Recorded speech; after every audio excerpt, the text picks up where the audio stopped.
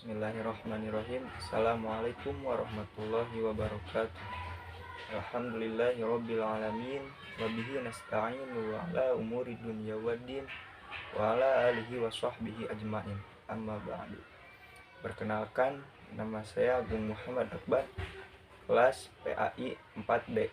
Di sini saya akan membuat sebuah video yang ditujukan untuk tugas mandiri dalam mata kuliah pengembangan akidah akhlak, yaitu membuat sebuah video pembelajaran micro teaching. Di sini saya akan membawakan yang berjudul sesuai dengan RPP, yaitu akidah Islam. Dalam akidah Islam ini terdapat beberapa subbahasan. Yang pertama yaitu pengertian dari akidah Islam, yang kedua yaitu dasar-dasar dari akidah Islam, yang ketiga yaitu tujuan akidah Islam, dan yang keempat hubungan antara Islam, iman, dan ihsan. Untuk yang pertama yaitu pengertian akidah Islam. Akidah secara bahasa berasal dari kata aqoda yaqidu aqidatan, yang berarti ikatan atau perjanjian. Secara istilah adalah keyakinan hati atas suatu kata. Akidah tersebut dapat digunakan untuk ajaran yang terdapat dalam Islam, dan dapat pula digunakan untuk ajaran lain di luar Islam, sehingga ada istilah akidah Islam, ada akidah Nasrani, ada akidah Yahudi, dan ada juga akidah-akidah yang lainnya. Dengan begitu kita juga bisa disimpulkan ada akidah yang benar atau lurus, ada juga akidah yang sesat atau salah. Dengan begitu juga akidah Islam atau al-aqidah al-islamiyah bisa diartikan sebagai pokok-pokok kepercayaan yang harus diyakini kebenarannya oleh setiap orang yang mengakui dirinya beragama Islam atau seorang muslim. Berbicara tentang akidah, yang paling pertama dan utama adalah konsep ketuhanan, baru kemudian konsep-konsep yang lainnya yang sesuai dengan keinginan Allah Subhanahu wa Ta'ala. Itu sendiri melalui firman-Nya dalam Al-Quran dan hadis-hadisnya.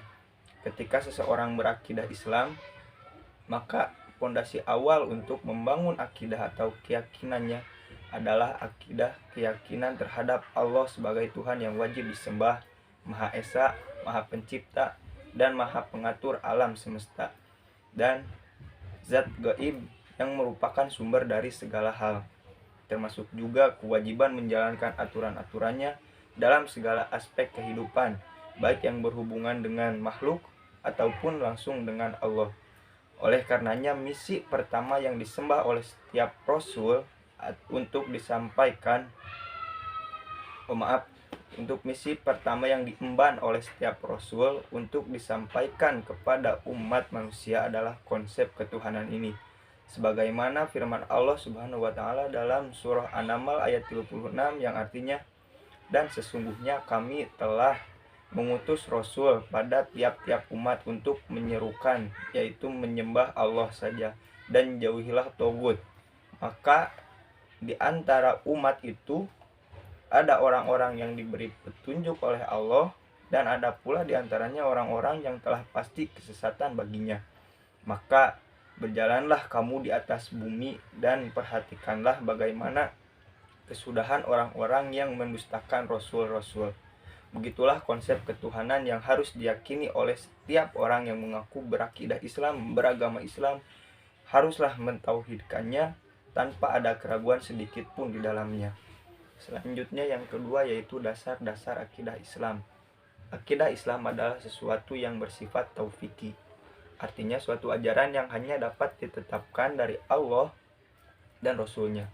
Maka sumber ajaran akidah Islam adalah terbatas pada Al-Quran dan Sunnah saja, karena tidak ada yang lebih tahu tentang Allah kecuali Allah itu sendiri, kemudian Rasulullah SAW selaku pengemban wahyu dari Allah Subhanahu wa Ta'ala, baru kemudian pendapat para ulama yang otoritatif yang dinyatakan oleh Rasulullah sebagai pewarisnya. Dasar-dasar akidah Islam yang pertama yaitu Al-Quran. Sudah jelas Al-Quran adalah firman Allah yang diwahyukan kepada Nabi Muhammad SAW dengan perantara malaikat Jibril. Melalui Al-Quran inilah Allah menuangkan firman-firman-Nya berkenaan dengan konsep akidah yang benar yang harus diyakini dan dijalani secara mutlak tidak boleh ditawar oleh semua umat Islam. Di dalam Al-Quran banyak terdapat ayat-ayat yang berisi tentang tauhid. Di antaranya Al-Quran surah Al-Ikhlas ayat 1-4 yang berbunyi Bismillahirrahmanirrahim. Qul huwallahu ahad, Allahus somad, lam yalid wa lam yulad wa lam yakul lahu kufuwan ahad. Shadaqallahul azim. Kemudian sumber-sumber dasar-dasar akidah Islam yang kedua yaitu al-hadis. Hadis ialah segala ucapan, perbuatan, dan takrir atau sikap diamnya Nabi Muhammad SAW. Islam telah menegaskan bahwa hadis menjadi sumber hukum Islam kedua setelah Al-Quran, baik sumber hukum dalam akidah maupun dalam semua persoalan hidup. Hal ini dikarenakan semua yang disandarkan kepada Nabi adalah wahyu dari Allah, bukan sekedar memperuntukkan hawa nafsu saja. Sebagaimana firman Allah Subhanahu wa taala dalam surah An-Najm ayat 3 dan 4 yang artinya, dan tidaklah yang diucapkannya itu menurut kemauan hawa nafsunya. Ucapannya itu tiada lain hanyalah wahyu yang diwahyukan kepadanya.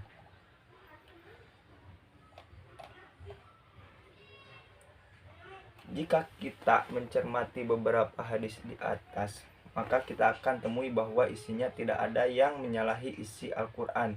Dalam hadis ini berkaitan dengan akidah yang secara umum dengan keimanan. Hal ini semakin memperkuat keyakinan kita bahwa hadis adalah sumber hukum kedua setelah Al-Quran yang harus dipedomani oleh umat Islam, baik dalam hal akidah maupun dalam hal yang lainnya. Keduanya tidak bisa dipisahkan dengan yang lain. Kemudian yang ketiga yaitu tujuan akidah Islam. Apa sih tujuan akidah Islam itu sendiri? Akidah Islam harus menjadi pedoman bagi setiap muslim. Artinya, setiap umat Islam harus meyakini dan menjalankan pokok-pokok kandungan akidah Islam tersebut dengan tujuan mendapatkan kebahagiaan di dunia dan di akhirat, dan mendapatkan ridho dari Allah Subhanahu wa taala.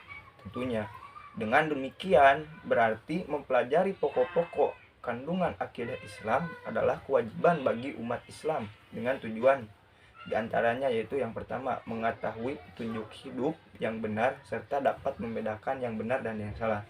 Kemudian yang kedua, menumpuk dan mengembangkan dasar ketuhanan yang ada sejak lahir. Kemudian yang ketiga itu memelihara manusia dari kesyirikan. Sudah jelas jika kita berpegang teguh pada akidah Islam, tentu kita akan jauh dari kesyirikan karena kita hanya bertuhan kepada Allah Subhanahu wa taala. Kemudian yang keempat itu menghindari diri dari pengaruh akal pikiran yang menyesatkan. Karena manusia diberi kelebihan oleh Allah dari makhluk lainnya berupa akal pikiran, pendapat-pendapat atau paham-paham yang semata didasarkan atas akal manusia, kadang-kadang menyesatkan manusia itu sendiri. Oleh sebab itu, akal pikiran perlu dibimbing oleh akidah Islam agar manusia terbebas dan terhindar dari kehidupan yang sesat. Ada 3 unsur pokok dalam akidah Islam yang tidak dapat dipisahkan satu dengan lainnya.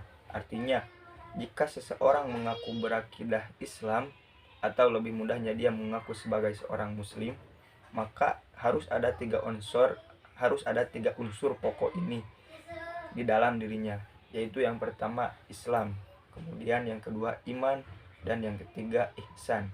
Ketiganya mempunyai hubungan yang sangat erat dalam akidah Islam. Untuk mengetahui hubungannya perlu diketahui terlebih dahulu pengertian ketiganya. Yang pertama yaitu Islam. Apa sih Islam? Kata Islam berasal dari bahasa Arab yaitu aslama yuslimu islaman, yang artinya adalah patuh, tunduk, menyerahkan diri, dan selamat. Sedang menurut istilah, Islam yaitu agama yang mengajarkan manusia berserah diri dan tunduk sepenuhnya kepada Allah. Tunduk atau berserah diri adalah mengerjakan perintah Allah sepenuhnya dan menjauhi larangannya. Orang yang tunduk dan berserah diri kepada Allah disebut sebagai seorang muslim. Kemudian yang kedua yaitu iman. Menurut bahasa iman berarti percaya, sedangkan menurut istilah iman ialah al-imanu huwa tasdiqun bil qalbi wa iqrarun bil lisan wa amalun bil arkan, yaitu iman adalah membenarkan dengan hati, mengucapkan dengan lisan, dan dilaksanakan dengan anggota badan atau dengan perbuatan. Jika seseorang sudah mengimani seluruh ajaran Islam, maka orang tersebut sudah dapat dikatakan seorang mukmin atau orang yang beriman. Kemudian yang ketiga yaitu ihsan. Ihsan berasal dari bahasa Arab, yaitu ahsana yuhsinu ihsanan, yang berarti kebaikan. Ihsan adalah perbuatan baik sebagai bentuk penghambaan diri kepada Allah sebagai makhluk individu, yaitu hubungannya dengan Allah maupun dengan makhluk individu yang selalu berinteraksi dengan sesama. Lebih lanjut disebutkan bahwa secara penghambaan diri ini harus senantiasa merasa melihat atau dilihat oleh Allah Subhanahu wa taala. Sebagaimana disebutkan dalam hadis Nabi Muhammad SAW, Jibril bertanya, "Kabarkanlah kepadaku tentang ihsan itu." Kemudian Nabi menjawab, "Kamu menyembah Allah seakan-akan kamu melihatnya. Maka jika kamu tidak melihatnya, maka sesungguhnya Allah melihatmu. Dengan demikian, berbuat baik kepada Allah maupun sesama harus dilakukan setiap saat, karena ada kontrol langsung dari Allah Subhanahu wa taala. Orang yang telah menerapkan hal ini disebut dengan muhsin." Kemudian ketiga unsur pokok akidah Islam di atas tidak bisa dipisahkan satu dengan yang lainnya. Bahkan ketiganya berkumpul dalam satu hadis yang panjang yang diriwayatkan oleh sahabat Umar bin Khattab radhiyallahu anhu. Sekian dari saya, mohon maaf bila terdapat banyak kesalahan. Wabillahi taufiq wal hidayah. Assalamualaikum warahmatullahi wabarakatuh.